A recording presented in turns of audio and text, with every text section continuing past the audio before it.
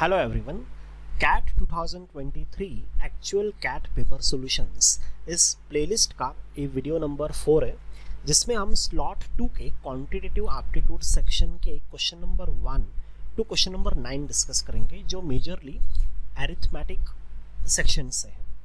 तो जब भी मैं यहाँ पे क्वेश्चन डिस्प्ले करता हूँ तो आप वीडियो पॉज करके खुद से वो क्वेश्चन सॉल्व करने का ट्राई करिए and then continue with the video.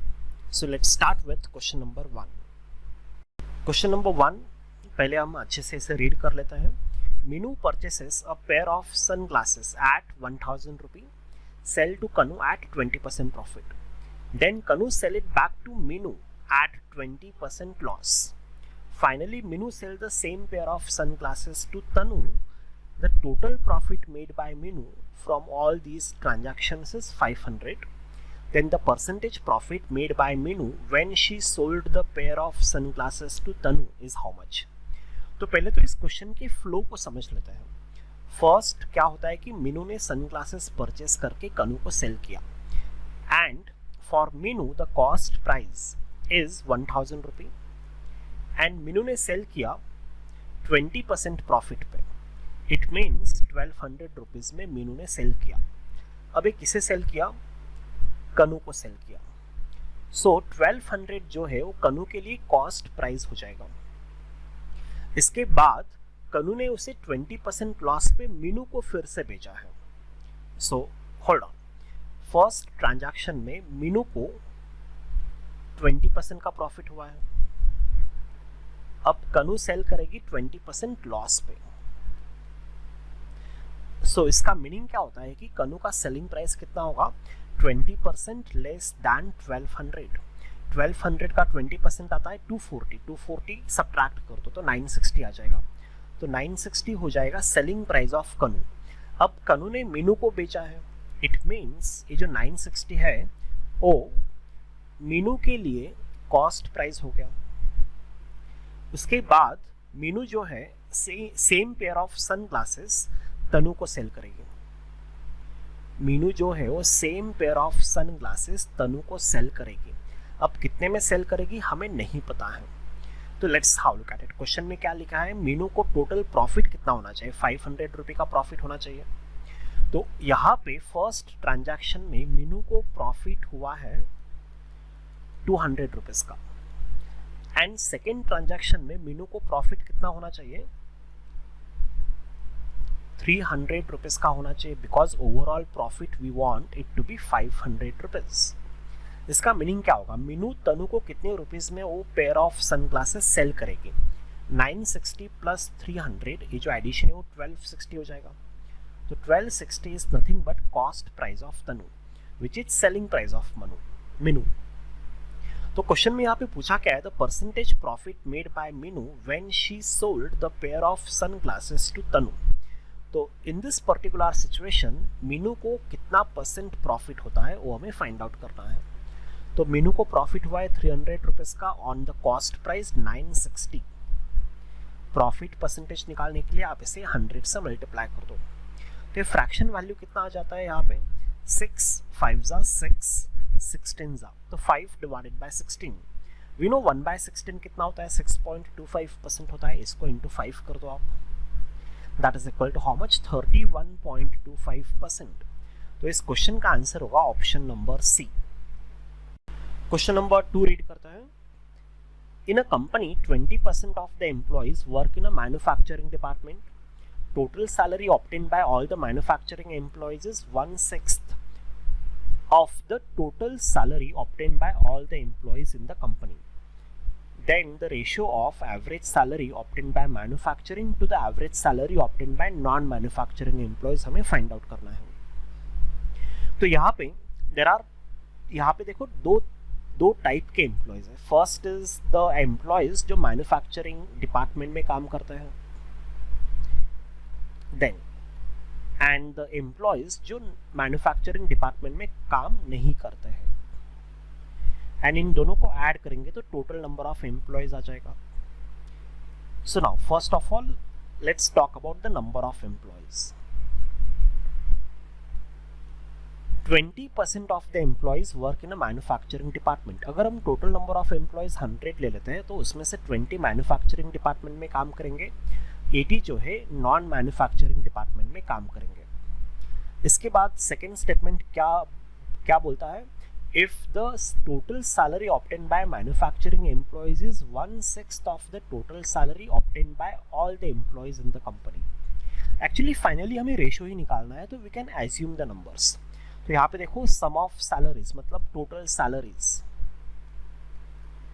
If the total salary of all employees of the company, अगर सारे एम्प्लॉयज का टोटल सैलरी अगर 600 रुपीज है तो मैन्युफैक्चरिंग एम्प्लॉयज का टोटल सैलरी होगा 1/6 of 600, that is equal to 1/6 into 600 कितना आता है 100, एंड बचा हुआ 500 जो होगा वो नॉन मैन्युफैक्चरिंग एम्प्लॉयज का टोटल सैलरी होगा।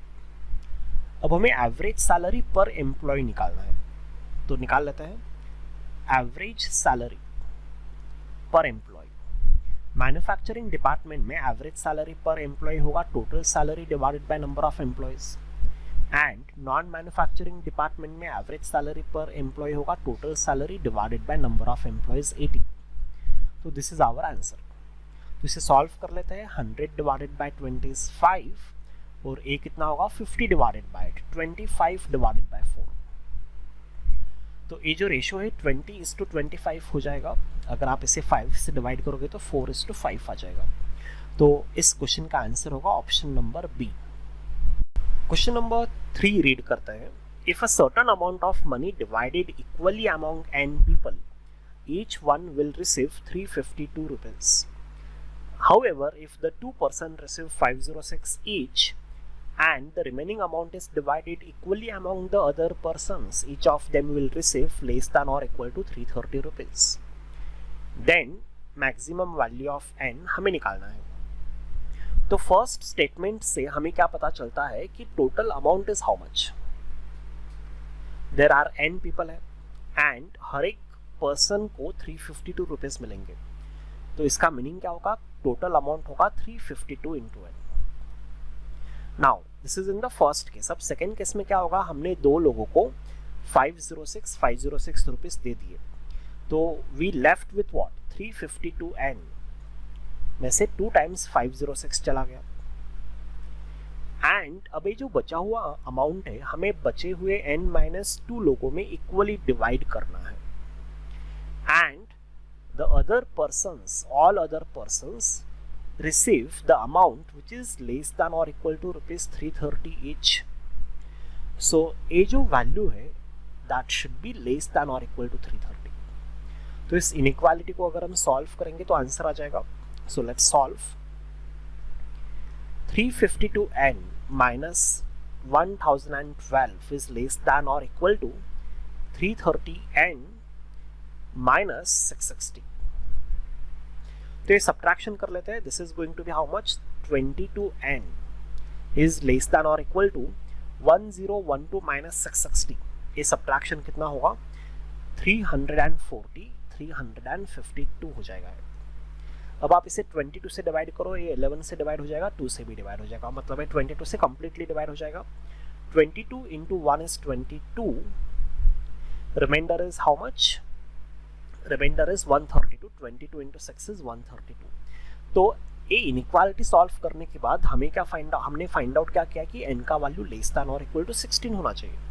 क्वेश्चन में हमें पूछा है कि maximum value of n is how much, maximum value of n is equal to 16. This is what we can conclude over here.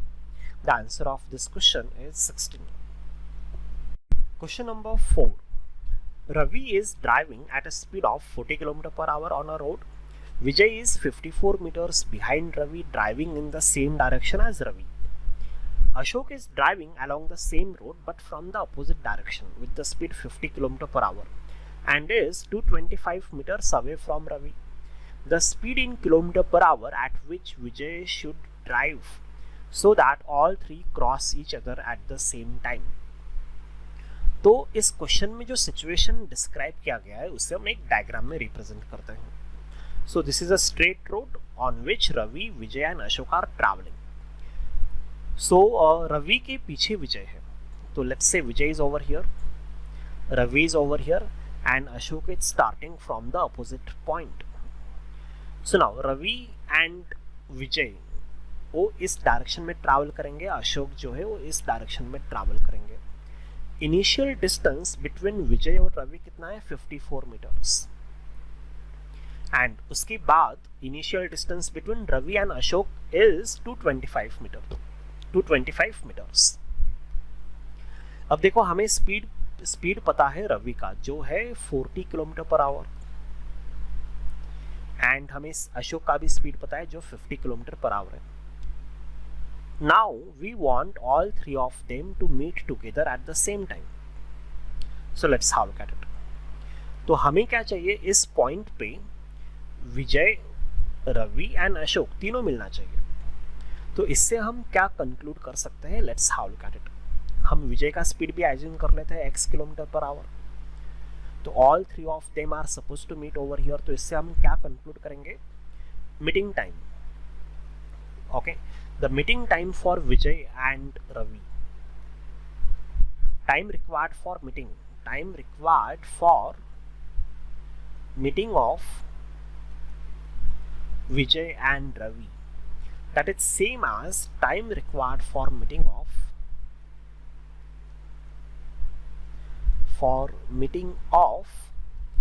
Ravi and Ashok. This is what we can conclude. तो विजय and Ravi को मिलने के लिए time कितना लगेगा, distance between them divided by relative speed, that is x minus 40. Distance metres में है, speed kilometre per our में है, तो स्पीड को हम 5/18 से मल्टीप्लाई कर लेते हैं. नाउ रवि एंड अशोक के मीटिंग के लिए टाइम कितना लगेगा, the initial distance between Ravi and Ashok is 225 divided by उनका रिलेटिव स्पीड कितना होगा 50 + 40 किलोमीटर पर आवर. अब यहाँ पे सेम थिंग, डिस्टेंस मीटर में है, स्पीड जो है किलोमीटर पर आवर में है, तो हमें स्पीड को 5/18 से मल्टीप्लाई करना होगा मीटर पर सेकेंड में कन्वर्ट करने के लिए, और ये दोनों साइड्स इक्वल होना चाहिए. तो दोनों को इक्वेट कर लेते हैं, सॉल्व कर लो, you will get the value of x जो हमारा फाइनल आंसर होगा. तो दोनों साइड से 5/18 एंड 5/18 कैंसिल हो जाएगा. अब यहाँ पे 9 6 एंड 9 25 हो जाएगा यहाँ पे. सो अगर हम इसे क्रॉस मल्टीप्लाई करते हैं तो x minus 40 is equal to 90 into 6 divided by 25 हो जाएगा. तो लेट्स सॉल्व दिस फर्दर. तो 5 18 जा, 5 5 जा, तो a हो जाएगा 108 डिवाइडेड बाई 5 जिसका वैल्यू होता है 21.6. तो x minus 40 is equal to 21.6. तो x का फाइनल वैल्यू हो जाएगा 61.6 किलोमीटर पर आवर. ये जो है वो विजय का स्पीड होगा. तो इस क्वेश्चन का आंसर होगा option C. The price of a precious stone is directly proportional to the square of its weight. Sita has a precious stone weighing 18 units. If she breaks it into 4 pieces with each piece having distinct integral weight, then the difference between the highest and the lowest possible value of the total price of the 4 pieces is 2,88,000. Then the price of the original stone is how much? तो let's have a look at it. तो first statement में क्या लिखा है यहाँ पे, price of the stone varies directly with the square of weight.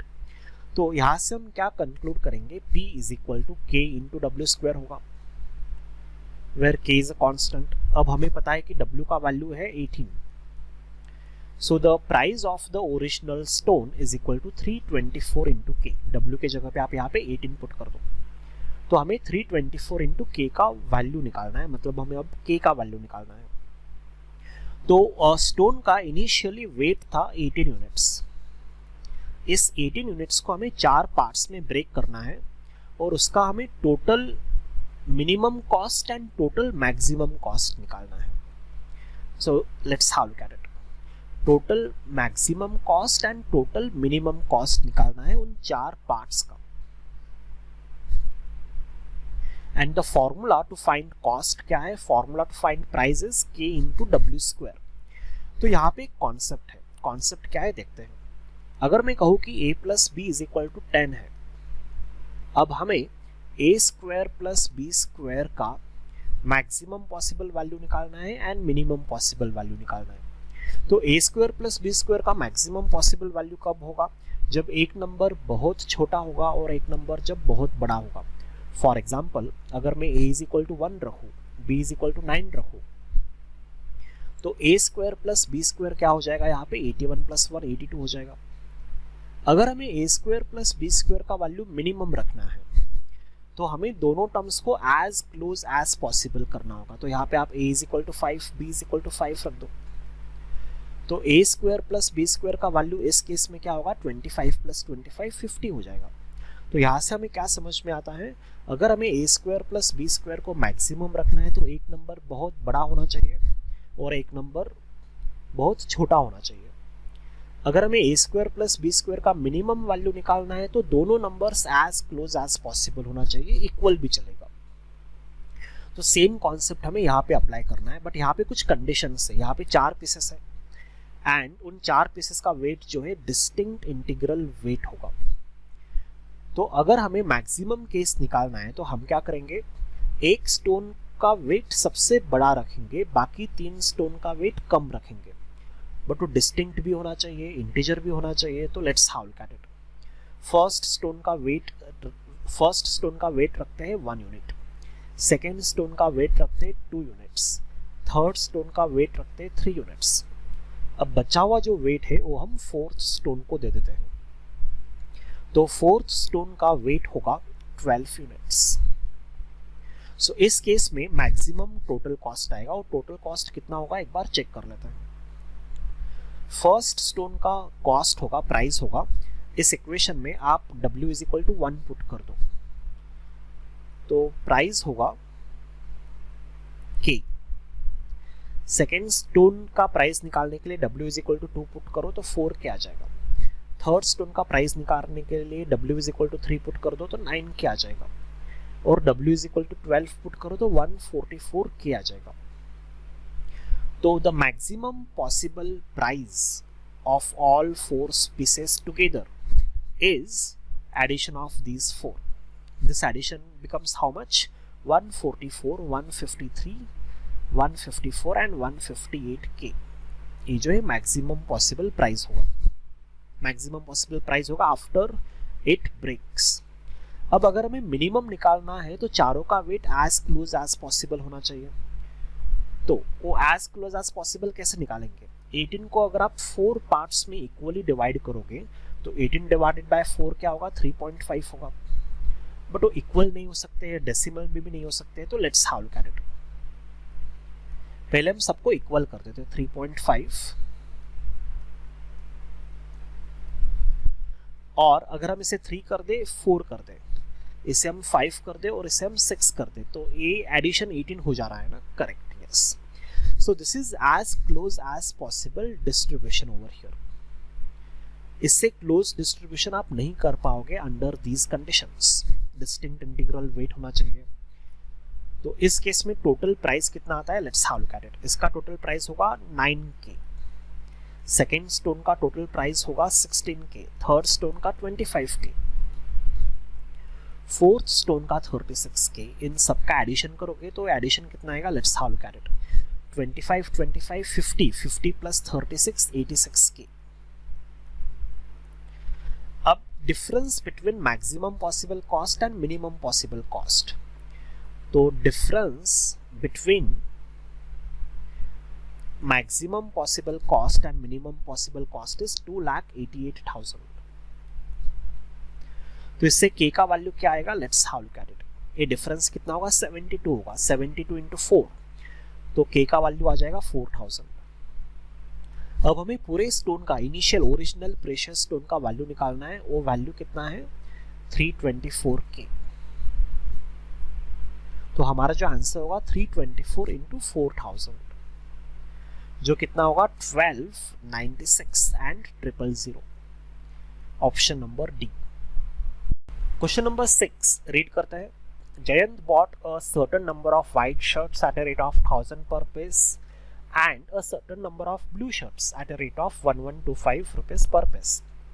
For each shirt, he then fixed a market price which was 25% higher than the average cost of all the shirts. He sold all the shirts at a discount of 10%, made a profit of rupees 51,000.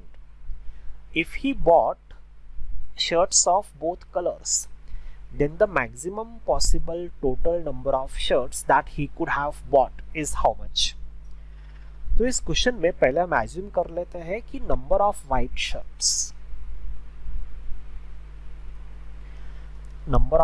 Shirts is equal to W. Similarly, number of blue shirts is equal to B. और इस question में और क्या दिया है कि markup percent हमें पता है. Markup percent is 25% and the discount percent भी हमें पता है, दैट इज इक्वल टू 10%. तो ओवरऑल प्रॉफिट परसेंट हम डायरेक्टली निकाल सकते हैं. कैसे निकाल सकते हैं? By using successive formula. Overall profit percent is equal to A plus B plus C B divided by 100. Markup 25 है मतलब प्लस 25, डिस्काउंट 10 है मतलब माइनस 10.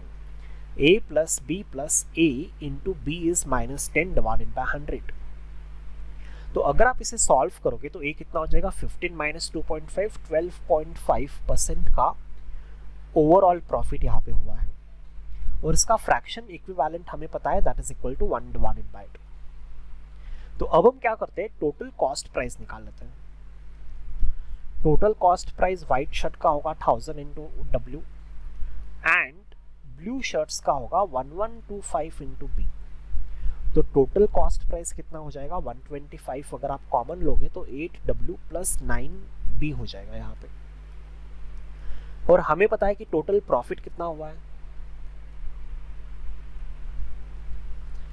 टोटल प्रॉफिट हुआ है 51,000 रुपीज का, जो क्या होगा? जो कितना होगा? जो होगा 1 divided by 8 of total cost price. Total cost price है 125 इंटू 8W प्लस 9B. तो अगर हम इस इक्वेशन को सॉल्व करेंगे तो B एंड W में एक रिलेशनशिप आ जाएगा. तो सॉल्व करते हैं. तो यहाँ पे 51,000 को 125 से डिवाइड करेंगे तो क्या बनता है वो एक बार हम चेक कर लेते हैं. तो यहाँ पे मैं वो कैलकुलेशन कर लेता हूँ. 51,000 डिवाइडेड बाय 125. सो 25 से डिवाइड हो जाएगा. 25 5 जा 25 2 जा 0 जा 4 जा 0 जा. सो 2040 को 5 से डिवाइड करेंगे तो ये हो जाएगा 408. तो अगर आप इसे और सॉल्व करोगे तो ये हो जाएगा 8 इंटू 408. क्रॉस मल्टीप्लाई करोगे तो इज इक्वल टू 125 तो कैंसिल हो जाएगा. Is equal to 8W plus 9B. अब हमें फाइंड आउट क्या करना है? हमें फाइंड आउट करना है B प्लस W का वैल्यू. तो क्या हम इस इक्वेशन को ऐसे लिख सकते हैं? 8 into 408 is equal to 8 times B plus W bracket close plus B. हमें फाइंड आउट करना है B प्लस W का वैल्यू. तो इस पूरे इक्वेशन को हम 8 से डिवाइड कर देते हैं. तो इस पूरे इक्वेशन को अगर हम 8 से डिवाइड कर देंगे तो क्या आएगा? 408 is equal to B plus W plus B divided by 8. So now अब हमें देखो यहाँ पे B प्लस W का वैल्यू आ गया है. Hold on. B plus W का वैल्यू कितना है? 408 माइनस B डिवाइडेड बाय 8. अब हमें फाइंड आउट करना है maximum value of B plus W. तो maximum value of B plus W find out करना है तो इसके लिए इस टर्म का वैल्यू मिनिमम होना चाहिए, मतलब B का वैल्यू मिनिमम होना चाहिए. B का वैल्यू 0 नहीं होना चाहिए because he bought shirts of both colours. तो मिनिमम वैल्यू ऑफ B 8 होना चाहिए बिकॉज B प्लस W का वैल्यू नेचुरल नंबर भी होना चाहिए. B का वैल्यू 1 2 3 नहीं लिख सकते हैं तो B डिवाइडेड बाय डेसिमल में आ जाएगा. तो B का मिनिमम वैल्यू 8 होगा. In that case B plus W का वैल्यू क्या हो जाएगा? 408 minus 1 that is equal to 407 is the maximum number of shirts Jayant can purchase. तो इस क्वेश्चन का आंसर होगा 407। Question number 7, Anil borrows rupees 2 lakhs at an interest rate of 8% per annum compounded half yearly। तो 8% per annum compounded half yearly, इसका मतलब पर half year interest कितना हो जाएगा 4% पर half year. He repays 10,320 at the end of first year and closes the loan by paying the outstanding amount at the end of third year. Then the total interest in rupees paid over the 3 years is nearest to how much? तो first year के बाद कुछ amount पे हो गया है, कुछ एक इंस्टॉलमेंट पे हो गया है, तो फर्स्ट ईयर के लिए हम इंटरेस्ट निकाल लेते हैं। So for first year there are 2 half years. First half yearly के लिए 4% रेट ऑफ इंटरेस्ट होगा, सेकेंड हाफ ईयरली के लिए 4%। तो ओवरऑल कितना होगा successive of 4 + 4, successive of 4 and 4, that is 4 + 4 + 4 × 4 by 100, तो ये हो जाएगा 8.16%। तो फर्स्ट ईयर के लिए कंपाउंड इंटरेस्ट कितना होगा 8.16% ऑफ 2 लाख। तो ए कितना होगा, let's how look at it, 8.16 into इसका 1% कितना होता है 2000। So if you multiply this, ये कितना हो जाएगा 816 into 20, that is equal to 16320। ये जो है वो फर्स्ट ईयर का कंपाउंड इंटरेस्ट है। अब उसने क्या किया है 10,320 पे हो गया है। अब देखो for second year, for second year principal कितना हो जाएगा, अब प्रिंसिपल हो जाएगा, लोन था 2 लाख रुपीस का, देन फर्स्ट ईयर का इंटरेस्ट हो गया 16,320, उसमें से 10,320 पे कर दिया है, तो सेकेंड ईयर के स्टार्टिंग में प्रिंसिपल हो जाएगा 2,06,000। अब देखो for second year and third year total interest कितना होगा, यहाँ पे टोटल 4 हाफ ईयर्स होंगे। इन 4 हाफ ईयर्स के लिए ओवरऑल रेट ऑफ इंटरेस्ट कितना होगा, let's how look at it. Like every half year it is 4%।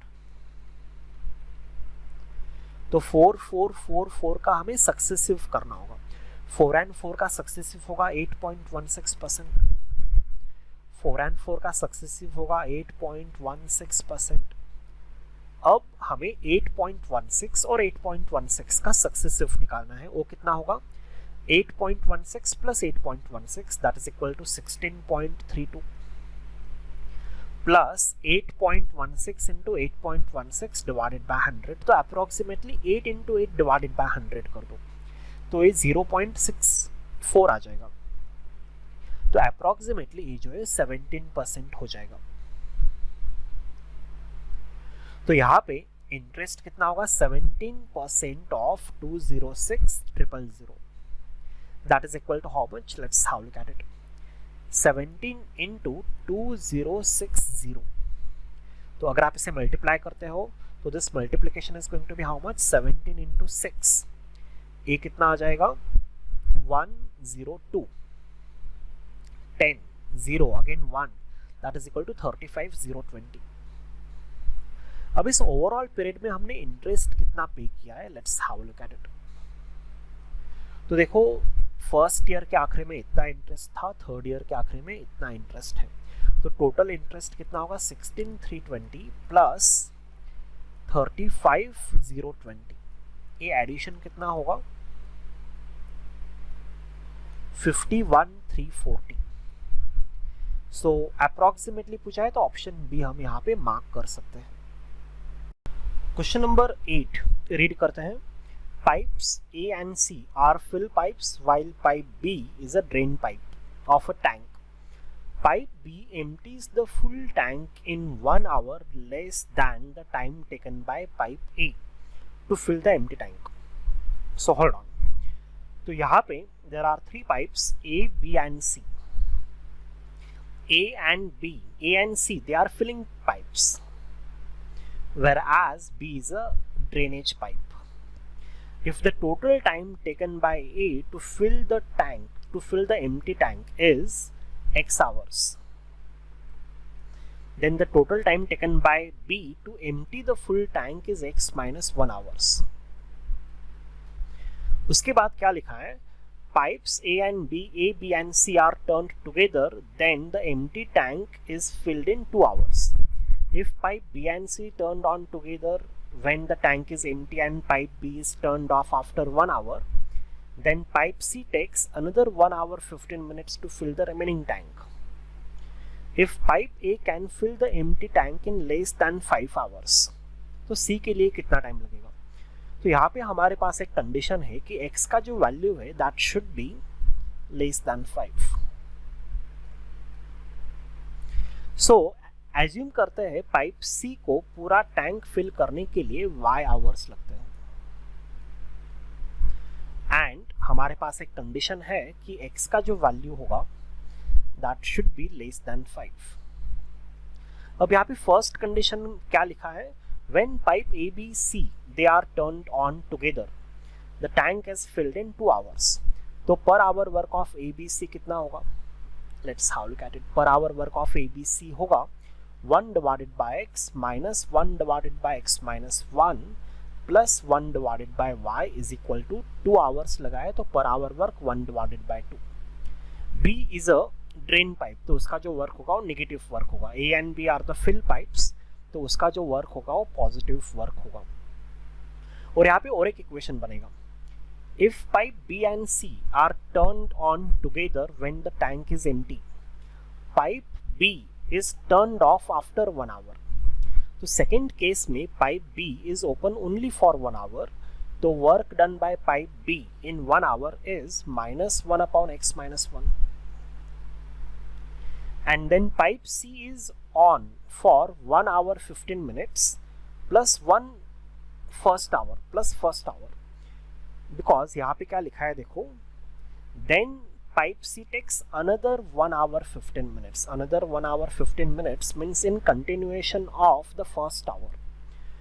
तो pipe C is on for 1 hour plus 1 hour plus 15 minutes, that is 2 hour 15 minutes. That is 2 plus, hold on, 2 hour 15 minutes is nothing but 2 plus 1 by 4 hours. That is nothing but 9 divided by 4 hours. तो यहाँ पे pipe C work करेगा 9 by 4 hours के लिए. तो 9 by 4 hours में pipe C का work कितना होगा, 9 by 4 into 1 divided by y is equal to the total tank will get filled during this period. So is equal to total work done is equal to 1 हो जाएगा यहाँ पे. Now अब हम इस इक्वेशन को इक्वेशन 1 बोलेंगे, इक्वेशन 2 बोलेंगे, इन दोनों को हमें सॉल्व करना है. अब कैसे सॉल्व करेंगे, हमारे पास x पे कंडीशन है x इज लेस देन 5, तो हम क्या करेंगे y को एलिमिनेट कर देते हैं. Let's eliminate y over here. तो उसके लिए हमें क्या करना होगा, इक्वेशन 1 को 9 by 4 से मल्टीप्लाई करना होगा. तो कर देते हैं, इक्वेशन 1 को हम 9 डिवाइडेड बाय 4 से मल्टीप्लाई करेंगे तो ये हो जाएगा, hold on, 9 divided by 4x minus 9 divided by 4 into x minus 1 plus 9 divided by 4y is equal to 9 divided by 8. Now this is equation number 3. अब हम इक्वेशन 3 में से इक्वेशन 2 को माइनस करेंगे. इक्वेशन 3 माइनस इक्वेशन 2 को minus करेंगे तो क्या आएगा, let's have a look at it. तो 9 divided by 4x as it is. अब देखो minus 9 by 4 minus 9 by 4 minus minus plus 1, तो ये कितना हो जाएगा, माइनस 5 by 4 हो जाएगा. तो minus 5 divided bye 4 into x minus 1 and 9 divided bye 4y तो कैंसिल हो जाएगा, 9 by 8 माइनस 1 हो जाएगा, 1 डिवाइडेड बाय 8 हो जाएगा.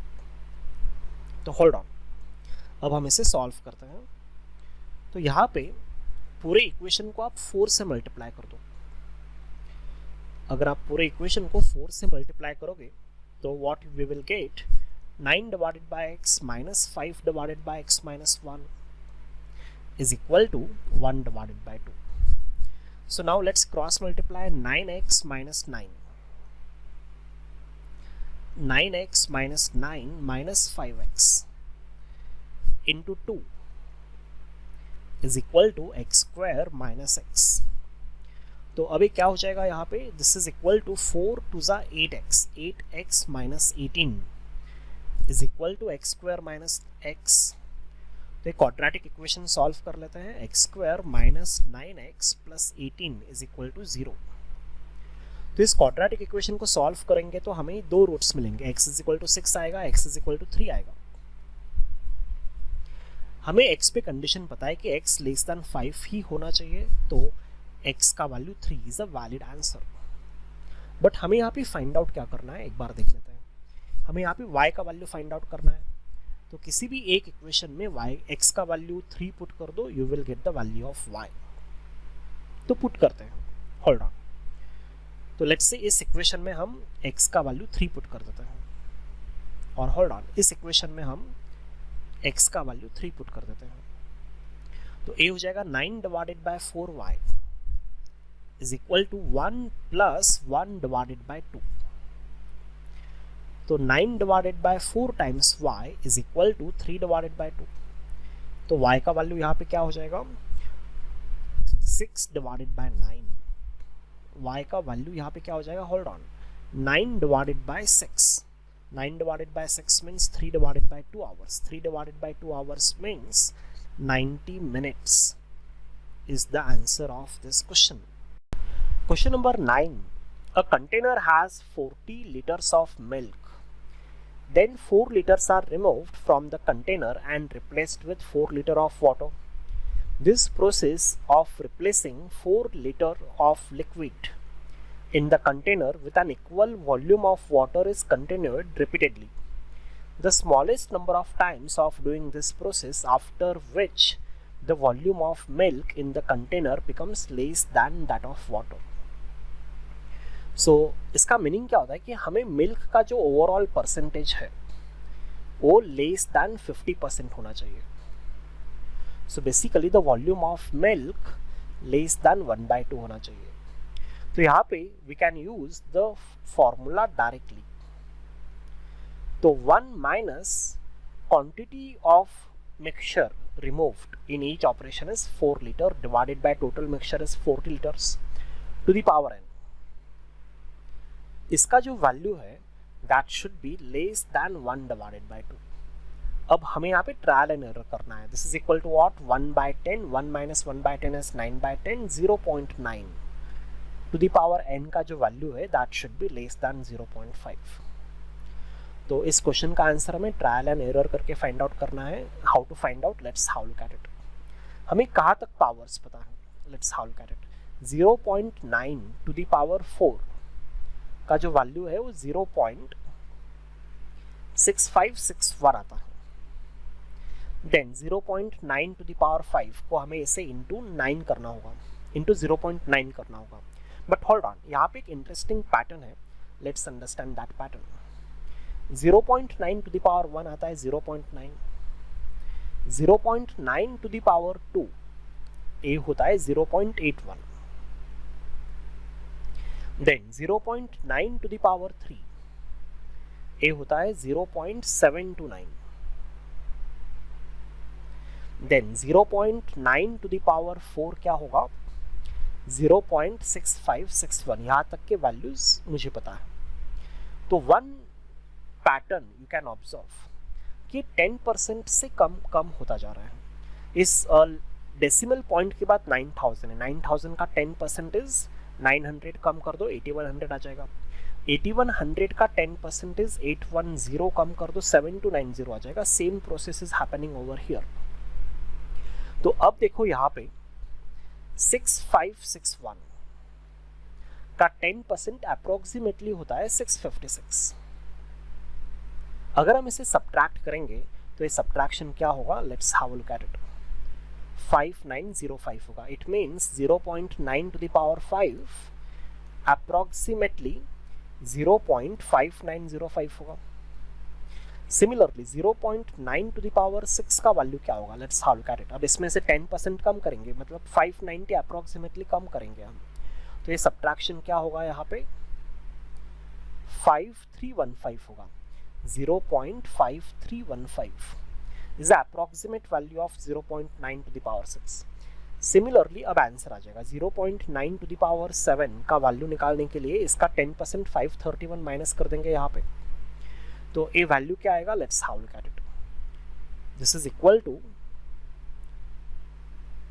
4884, that is 0.4884.